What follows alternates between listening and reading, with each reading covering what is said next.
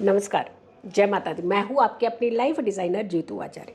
वृश्चिक राशि की बात करते हैं और मई महीने की बात करते हैं। हम धीरे धीरे एक एक करके हम वृश्चिक राशि तक पहुँच गए। अब देखिए ये मंगल की राशि है और मंगल का ही साल है 2025। और ऐसे में इस बार जो है बहुत सारी जो है सिचुएशन जो है वो चेंज हो रही हैं।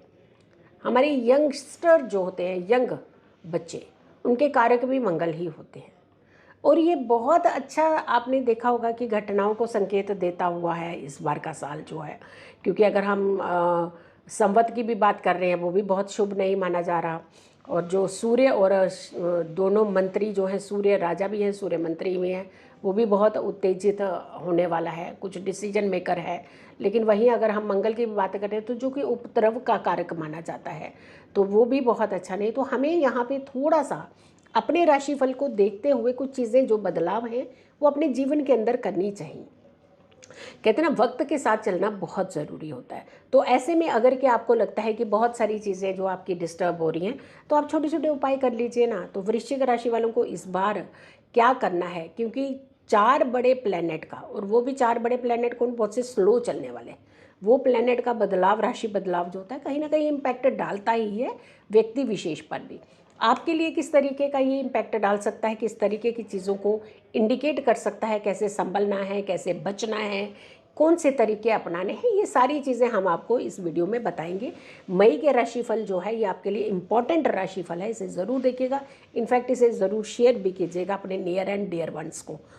सूर्य की अगर हम बात करते हैं, जो सूर्य हैं वो 14 मई तक वृष राशि में रहेंगे। 14 मई से इनका बदलाव होकर के ये मिथुन राशि में जाएंगे।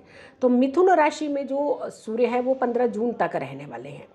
तो यहाँ पे थोड़ा सा जो इम्पैक्ट जो आ रहा है वो कौन से भावों पे आ रहा है, आपके सप्तम और अष्टम भाव पे आएगा। तो 7th भाव और अष्टम भाव जो 8th हाउस हुआ है ये एक्टिवेट हो जाएंगे। 8th आपको मालूम है कि सडन अचानक घटनाओं का होता है। तो यहाँ थोड़ा सा आपको संभल करके चलनी चाहिए। अननेसेसरली आ बैल मुझे मार, ऐसी चीज़ें नहीं करनी है कि अगर कल लड़ाई झगड़े तो उसमें कूद जाएं आप। तो आपको यहाँ पे थोड़ा सा बच करके, क्योंकि आप उत्तेजित राशि वाले हैं, आप मंगल की राशि वाले हैं, तो आपके अंदर उत्तेजना वैसे ही बढ़ी रहती है। जल्दी गुस्सा, जल्दी क्रोध कर लेना, जल्दी आपा खो देना, तो ये चीज़ें होती है। और जब भी आप ऐसी सिचुएशन रखते हैं तो कहीं किसी और की लड़ाई अपने गले में भी डाल लेते हैं। तो ध्यान रखिएगा कि ऐसी चीज़ों को करने से बचिएगा। मंगल की अगर हम बात करते हैं तो कर्क राशि में देखिए नीच के चल रहे हैं। तो ये भी इंडिकेशन जो है, जो आपकी राशि के स्वामी नीच के हैं, तो 6 जून तक वैसे ही वो नीच के रहने। तो आपको यहाँ पे बहुत संभल करके चलने की जरूरत, यानी मई महीने का राशिफल तो इम्पॉर्टेंट है ही है, आपने अगले महीने का राशिफल जून महीने का भी ज़रूर देखना है और बहुत सारे उपाय रेमेडीज़ अपनी करनी है अपने जीवन के अंदर बदलाव लाने के लिए। तो आपकी राशि का 9th हाउस जो है वो एक्टिवेट हो जाएगा मंगल के चलते। हाँ, कुछ काम तो दिया है, लेकिन कई बार क्या होता है कि हम दूसरे को पॉइंट आउट कर देते हैं उसके धर्म कर्म को लेकर के। तो ध्यान रखिएगा, ये वाद विवाद का कारण आपके लिए बन सकता है। अननेसेसरली किसी के धर्म के ऊपर कोई भी प्रश्न चिन्ह आप ना खड़ा करें। अगर हम बुध की बात करते हैं तो 6 मई से 23 मई तक बुध जो है वो मेष राशि में रहेंगे और आपकी राशि का ये 6ठा भाव होगा। अब 6ठे भाव में बुध जो है वो तो अच्छा नहीं माना जाता है। वाणी के कारक, धन के कारक, 6ठे रोग के भाव में बैठना इनका अच्छा नहीं माना जाता है। तो यहाँ आपके धन के नुकसान के इंडिकेशन बन रहे हैं। कोशिश कीजिएगा कि इस बार उपाय रेमेडीज़ आप ज़रूर कीजिएगा। हमने इसलिए कह रहे हैं कि इन वीडियो को आप बहुत अपने नियर एंड डियर्स को भी भेजिएगा, ताकि किसी की कुंडली में अगर इस तरीके का प्रभाव है तो एटलीस्ट वो अपने आप को सिक्योर और सेफ कर सके। गुरु की बात करते हैं, आप जुपिटर की बात करते हैं, तो 14 मई से मिथुन राशि में रहेंगे गुरु। और आपकी राशि का कौन सा भाव हो गया, आपकी राशि का अष्टम भाव हो गया। तो 8वें भाव में गुरु का स्थान, अतिचारी है गुरु। अतिचारी गुरु 8वें भाव में अच्छा रिजल्ट नहीं देने वाले हैं। अगेन यहाँ पे धन का इंडिकेशन जो है नेगेटिव होता हुआ नजर आ रहा है। अपने मनी को बचाइएगा, अपनी एनर्जी को बचा करके रखिएगा, कुछ उपाय रेमेडीज़ कीजिए। देखिए, उपाय रेमेडीज़ हम आपको किसी भ्रम और वहम में डालने के लिए नहीं कहते हैं, हम अपनी एनर्जी को क्लीन करने के लिए कहते हैं कि हमारी एनर्जी अच्छी रहे, पॉजिटिव रहे।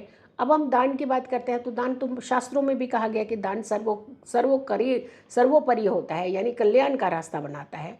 तो ऐसी चीज़ें करने से आपके जीवन के अंदर कुछ चेंजेस और बदलाव होंगे। शुक्र की बात करते हैं, 31 मई तक शुक्र मीन राशि में उच्च है। आपकी राशि का ये पंचम भाव होगा, 5th हाउस, और 5th हाउस का जो शुक्र है वो आपको फ़ायदा देगा। कैसे फ़ायदा देगा? जैसे बहुत सारे यंग बच्चे हैं, शादीशुदा बच्चे हैं, जिन्होंने अभी साल 2 साल 3 साल जिनकी शादी को हुआ है, वो एक बेबी प्लान कर रहे थे, नहीं हो पा रहा था। तो ये समय में अगर आप बेबी का सोचते हैं तो आपके लिए एक संतान के योग बनाता हुआ नज़र आ रहा है। जो लव अफेयर्स वाले हैं, जो शादी करना चाहते हैं, और निस्वार्थ भाव से, देखिए स्वार्थ नहीं होना चाहिए इन चीज़ों में। तो अगर आप वाकई एक दूसरे को बहुत पसंद करते हैं तो आप अपने घरों में रिश्तों की बात जो है वो चला सकते हैं। वैसे तो हम हमेशा एक इंक्लिनेशन यही कहते हैं कि आपको शादी जो है अपने माता पिता के कहने से ही करनी चाहिए, क्योंकि उनकी ज़िंदगी के अपने का तजुर्बे होते हैं जीवन को लेकर के।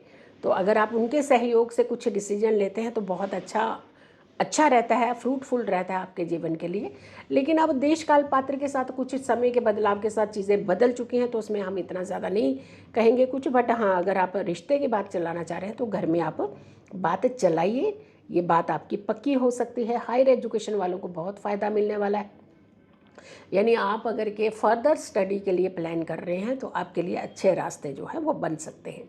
शनि देव की अगर हम बात करते हैं, 29 मार्च में शनि मीन राशि में जो है वो बैठ चुके हैं। आपकी राशि का अगेन पंचम भाव होगा, और शनि का बैठना अच्छा है यहाँ पे, तो आपको फ़ायदा मिल जाएगा। जो काम आप करना चाहते हैं वो काम हो सकता है। तो आपको थोड़े से एफर्ट्स बस बढ़ाने हैं, आपको शांत रह करके, गुस्से में आकर के नहीं। राहु की बात करते हैं तो 18 मई से जो राहु कुंभ राशि में बैठेंगे और 18 महीने तक आपको मालूम है यही प्लेस्ड रहेंगे, यानी 1.5 साल आपका ऑलमोस्ट ऐसी ही कंडीशन में बीतेगा जो अभी होगा। तो आपकी राशि का ये चतुर्थ भाव है। चतुर्थ भाव का राहु जो क्या करता है, जैसे हमारी संपत्ति का कहीं सौदा है वहाँ विवाद खड़ा कर देगा, या फिर आपको बेचने की नौबत आ रही है, या फिर आप जो नया ले रहे हैं उसे ले नहीं पा रहे हैं प्रॉपरली, तो यहाँ पे आपको राहु के उपाय ज़रूर करने चाहिए, राहु को शांत रखना चाहिए। केतु की बात करते हैं तो 18 मई से अगेन केतु भी तो अपनी राशि परिवर्तित कर रहे हैं, वो सिंह राशि में रहेंगे, जो आपकी राशि का दशम भाव होगा। और दशम भाव का केतु कई बार तो बहुत अच्छे रिजल्ट तो देता ही है, आपके काम के अंदर कुछ डीप स्टडीज़ भी करवाता है, बहुत अच्छे से आप रिसर्च की तरफ बढ़ करके अपने एक फ़ाइन तरीके से अपने सब्जेक्ट को समझते हैं, बट वहीं कहीं ना कहीं थोड़ी सी प्रॉब्लम भी करता है। तो राहु और केतु का उपाय करना आपके लिए जो है वो बहुत ज़रूरी रहेगा इस महीने के अंदर, मई के महीने के अंदर स्पेशली। डेफिनेटली जो है आप कुछ पॉजिटिव इम्पैक्ट आ रहा है आपकी ज़िंदगी के अंदर, कुछ पॉजिटिव कुछ अच्छे रिजल्ट, अच्छे सोर्सेज आपको मिलते हुए मिलेंगे। हाँ, छोटी मोटी चुनौतियाँ जो है हर किसी के जीवन के अंदर बनी हुई हैं, आपके जीवन के अंदर भी मई के महीने में रह सकती हैं, लेकिन आप थोड़ा सा अगर आप सावधानी रखते हैं, शांत रहते हैं, बिना गुस्से के अगर आप किसी कार्य को करते हैं तो आपको बहुत अच्छा फ़ायदा जो है वो मिल सकता है। इनफैक्ट आपकी ज़िंदगी के अंदर कुछ सुधार भी हो सकता है। सबसे पहले तो आपको ये उपाय मई के महीने में एक बार ज़रूर करना है। 1.25 किलो कोयला लेना है, कच्चा कोयला, और उसे आपने पानी में, जल में बहा देना है, बहते हुए जल में। एक तो उपाय आपने ये किसी भी मंगलवार के दिन आप कर सकते हैं। दूसरा उपाय है, आपने एक गौ माता लीजिए आप चांदी की, और उसके साथ बछड़ा, दूध पीता हुआ बछड़ा, ये आप गौ माता को आप अपने घर में लाइए और अपने घर में रखिए, और हर दिन सुबह जो है आप इन्हें चंदन का तिलक करिएगा। आपके दोनों ग्रह बहुत संतुलित होंगे और आपकी एनर्जी बहुत पॉजिटिव होगी। मई का महीना जो है वो बहुत अच्छे से बीत जाएगा, और अगला महीना भी आगे बहुत अच्छे से बीते, हम यही कामना करते हैं। अगले महीने का राशिफल भी आप ज़रूर देखिएगा, लेकिन एक रिक्वेस्ट है, इस राशिफल को शेयर ज़रूर कीजिएगा। सो अगली राशि का आप इंतज़ार करिए। वृश्चिक राशि वालों का हाल हमने बता दिया। बाकी और कोई राशि वाले जो नए जुड़े हैं हमारे चैनल के साथ, तो वो पुराने जाकर के पीछे वीडियोस को देख लें, क्योंकि हम अभी तक तुला राशि तक डाल चुके हैं मई के महीने में। इसीलिए हम कहते हैं कि इस राशिफल को ज़रूर देखिए, क्योंकि मई महीने में 4 बड़े ग्रहों का बदलाव इम्पैक्टफुल है। तो आप पिछली कुछ वीडियोज़ हैं वो भी उसे देख सकते हैं, और मेरी आने वाली जो नेक्स्ट वीडियो होगी वो होगी धनु राशि की, यानी सेजिटेरियस की। तो सेजिटेरियस वाले, धनु राशि वाले करें इंतज़ार। तब तक के लिए नमस्कार, जय माता दी।